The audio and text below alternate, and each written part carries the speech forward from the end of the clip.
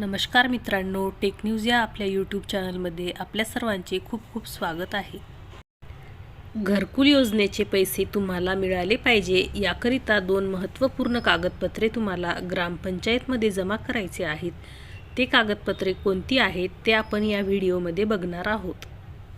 मित्रांनो, त्यापूर्वी तुम्ही जर आपल्या चॅनलला पहिल्यांदाच आले असाल तर चॅनलला सबस्क्राईब करा, जेणेकरून सर्व लेटेस्ट अपडेट तुमच्यापर्यंत लवकरात लवकर पोहोचतील।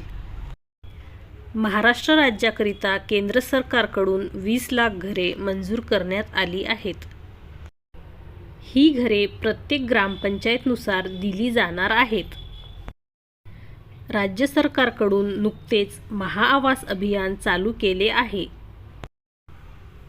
महाआवास अभियान हे 1 जानेवारी 2025 ते 10 एप्रिल 2025 पर्यंत सुरू असणार आहे।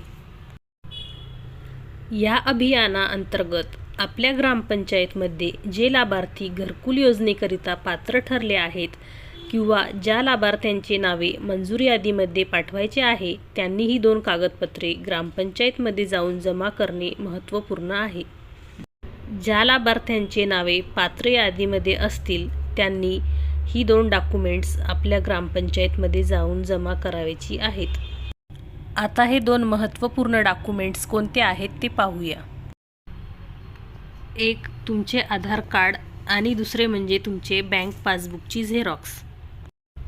मित्रांनो, तुम्ही एक लक्षात असू द्या, बँक अकाउंटला तुमचे आधार लिंक असणे अतिशय महत्त्वाचे आहे। त्याशिवाय तुमच्या खात्यात पैसे जमा होणार नाहीत, कारण हे सर्व पैसे DBT मार्फत तुमच्या अकाउंटला जमा होतात।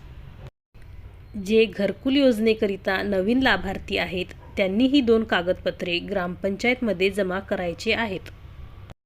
हे कागदपत्रे आपल्या गावातील ग्रामसेवक किंवा सरपंच यांच्याकडे जमा करणे आवश्यक आहे। प्रत्येक ग्रामपंचायतमार्फत सर्वे चालू झाला आहे। ज्यांची फॉर्म मंजूर झाली आहेत त्यांनी लवकरात लवकर ही कागदपत्रे जमा करा, जेणेकरून तुम्हाला या योजनेचा लाभ घेता येईल। मित्रांनो, तुम्ही जर आपल्या चॅनलला अजूनही सबस्क्राईब केले नसेल तर चॅनलला सबस्क्राईब करा, जेणेकरून सर्व माहिती लवकरात लवकर तुमच्यापर्यंत पोहोचेल। भेटूया पुन्हा एकदा नवीन व्हिडिओमध्ये। धन्यवाद।